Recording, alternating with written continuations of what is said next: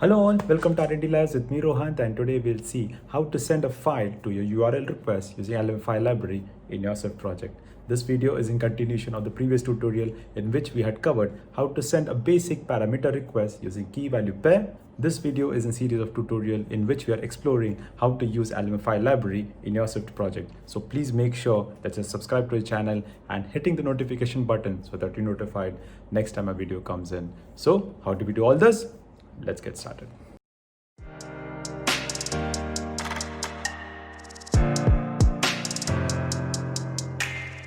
So for this tutorial, we are going to continue from where we left off in the previous tutorial in which we had sent a post request using Alamofire Library, which had a key value pair in it.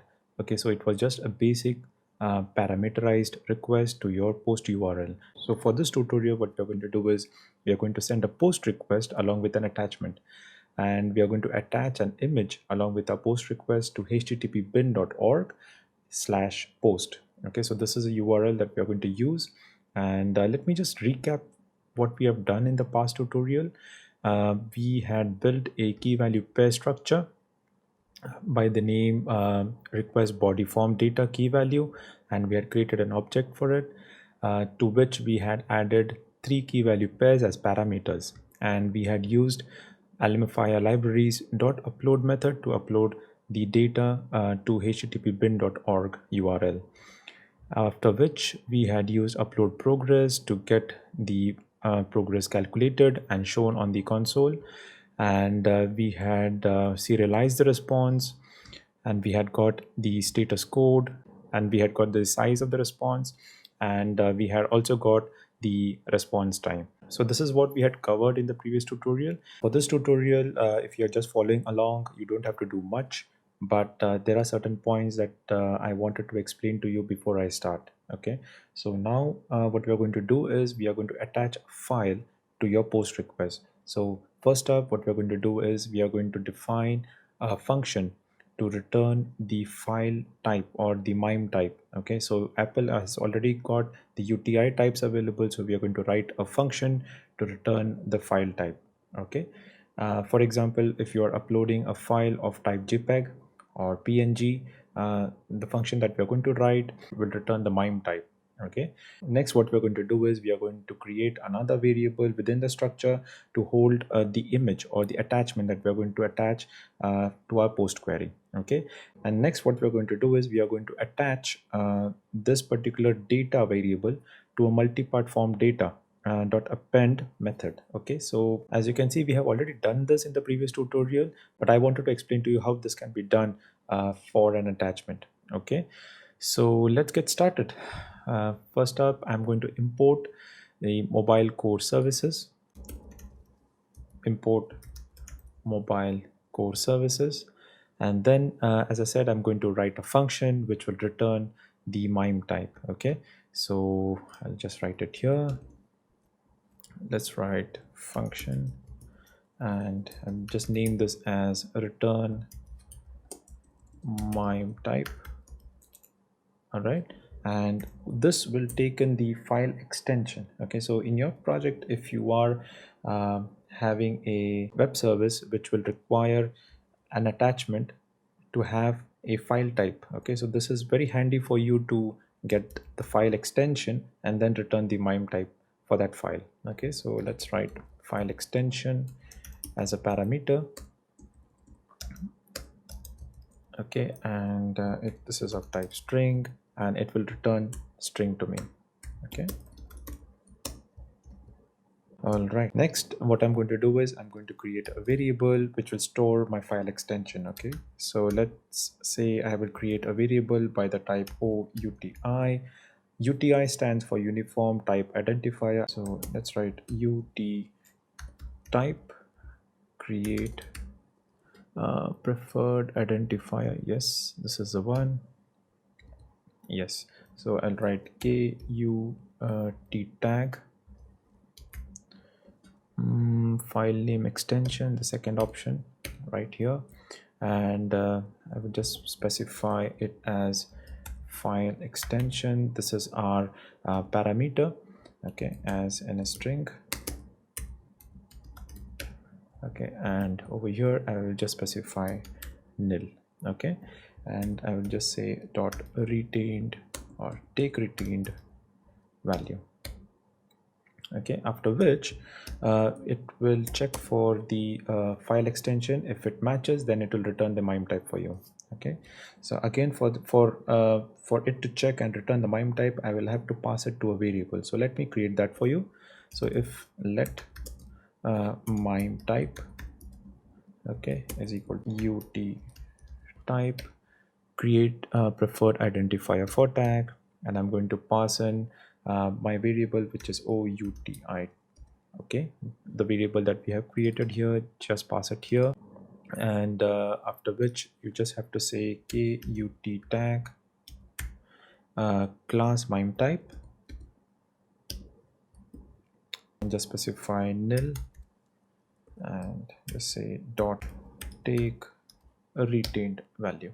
Okay, so this what it will do is it will return the MIME type for you, and let me just write return MIME type, and I'll have to typecast it to string since we are creating a function which will return string. Okay, so let's write that as well, and that's it. Let me just compile this and see if there are any errors. Okay, so we are facing an error here. What is it all about? Extraneous at the top level. This is fine. This is also okay. Alright, I think it's out here. Alright, so it says missing return in a function. Okay, so let me just see where it is. It should be right here, so I'll just write it as return empty.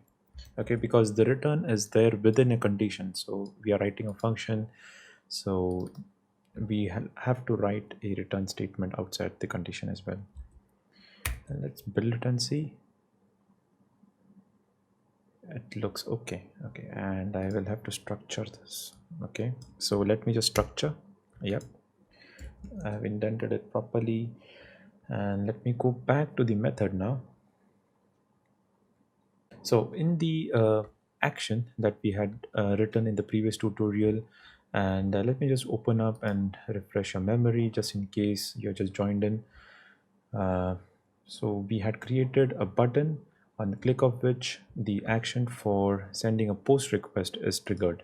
Okay, so this is the post request action that we had created, and this will get triggered on the click of that button. Okay, now since you are going to pass an image or a file to your web service, it will be in the data format. Okay, so we will have to first create a variable within request body form data key value structure, and it will be as data. Okay, so let me just create that for you. So let's write var dblob, okay, data, and I'll just keep it as data. Now what we are going to do is we are going to go back to the post request action, and we are going to initialize this. Okay, so let me collapse this so that we make room and it is visually okay for you guys. Since we have added a new variable within a structure, we will have to pass in that variable also to the request. So now this particular line has to be updated. So let's write d blob data, and we will just pass in an empty data value to it so that we are not running into any errors. Okay, and I will paste it to the rest of the lines. Sorry. Yes.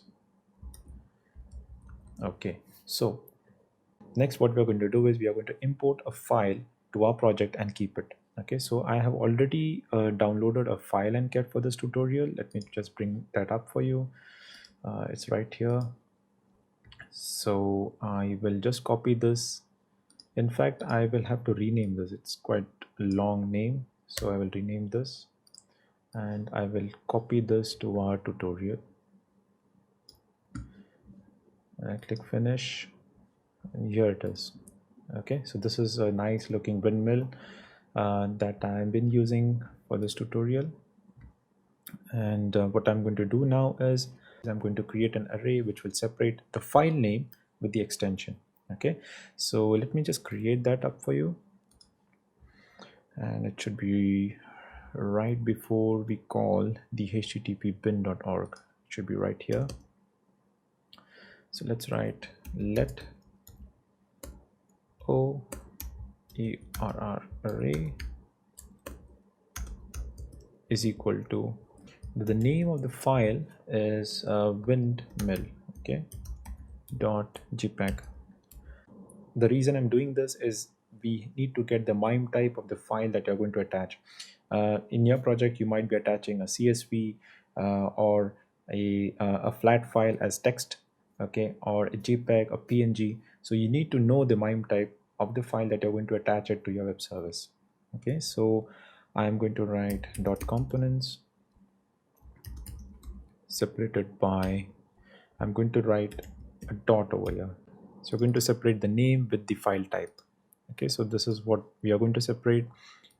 So once you run this statement, it is going to set the name in the first index of the array. Okay, so items of 0 will be the name, and items of 1 will be the extension. Okay, so it will be split up into two objects. Next, what I'm going to do is I am going to create another variable of type MIME type,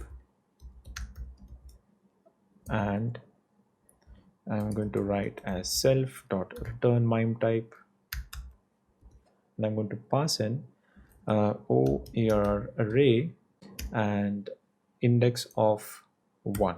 Okay, so this is the first object within the array, or the object or the first index within the array that I'm going to send it to a return MIME type function, which will return the MIME type of the file that I have attached. Okay, next what I'm going to do is I am going to convert the image into data format. In your case, if you're using a text file, or if you're using any other file format, you will have to convert the file into a data format. Okay, then only you'll be able to transmit it electronically to your web service. Next, I will write over here a statement which will say, first converting this is a physical file, right? So you're first going to convert this to an image. So let's write let o image is equal to UI image, and I will write named, and I'll give the name of the file that I have in my project, okay, which is windmill.jpg. So now I'm going to convert an image into a data format. So how do we do it? It's like let d data is equal to o image dot png data. That's it. So you have an image which is converted to data format. Okay, and here you have converted a physical file into an image, and from an image you get the data format. Okay, so this is how you have done. You have converted the image into a data, and you can electronically transfer it to your web service. After you've done this, you will have to attach it, or you need to attach this to the object of the structure. Okay, so as we have done over here is body key value dot append. So you need to add the data into body key value. So let's do that. So let's write body key value dot append, and let's write request from data key value, and let's write s key value. Yes, this is the one, and we will just add file over here as a key, and we will write s value as the name of the file, which is windmill.jpg, and we have the blob or the data ready with us, which is d data, and that's it. So let's write it here and leave it. Okay, so what have we done up till now is we have converted an image into data format, and then we have added the data into a body key value object of request body form data key value structure. Okay, so now we have done the hard part. Now we just need to send this to a web service using Alamofire. So over here in the for loop that we have written earlier, we will just have to first check if the data is null or not. Okay, so let's write if form data dot dblob data dot is empty.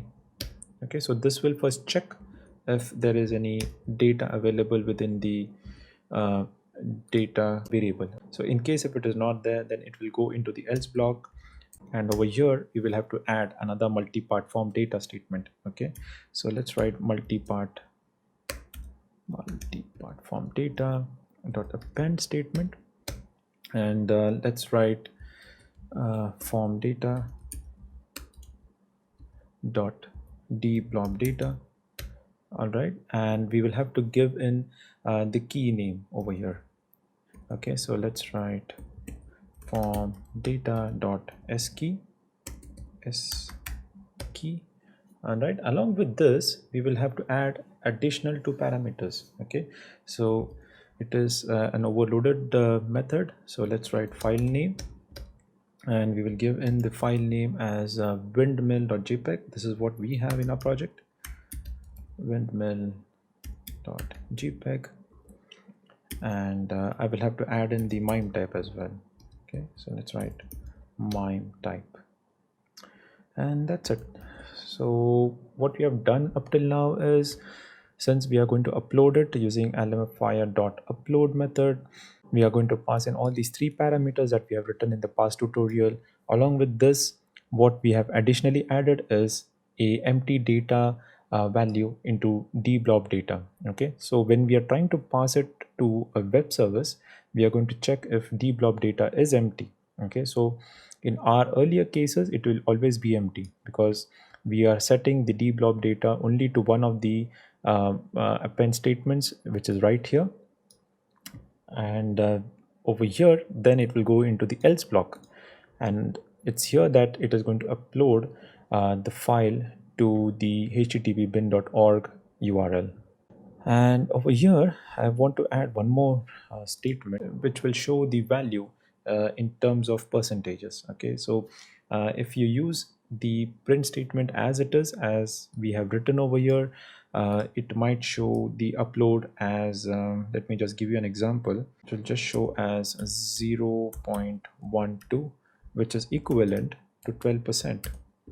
Okay, so I will just write over here as multiply it by 100.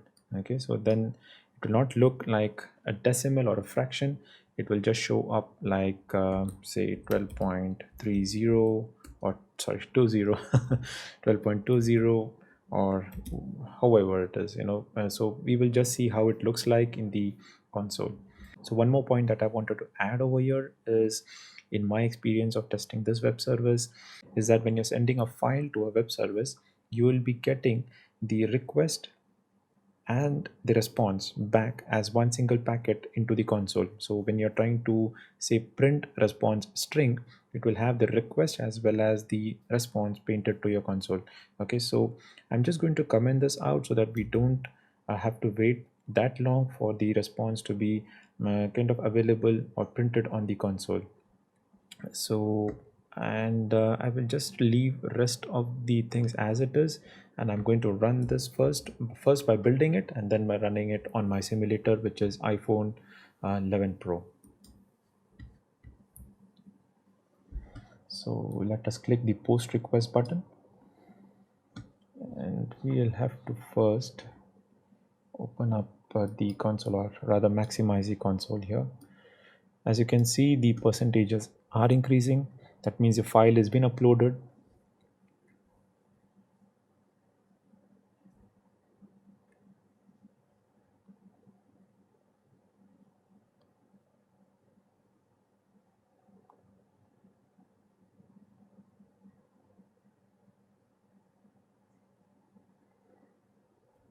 All right. So as you can see, the file has been uploaded and we have a status code as 200, which is okay.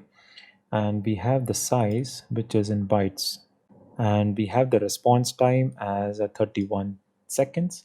And you can multiply this, as I always tell you, you can multiply this by 1000 to get this value in milliseconds. So this is how you actually use Alamofire Library and upload the file to your web service. So this is how you use Alamofire Library to send in your attachments to your post request. I hope you liked this video. If you have any doubts or comments, please reach me out in the comment section. I'll be happy to help as always. And please like and subscribe to the channel and help us be part of your journey in learning Swift. See you until next time. Cheers.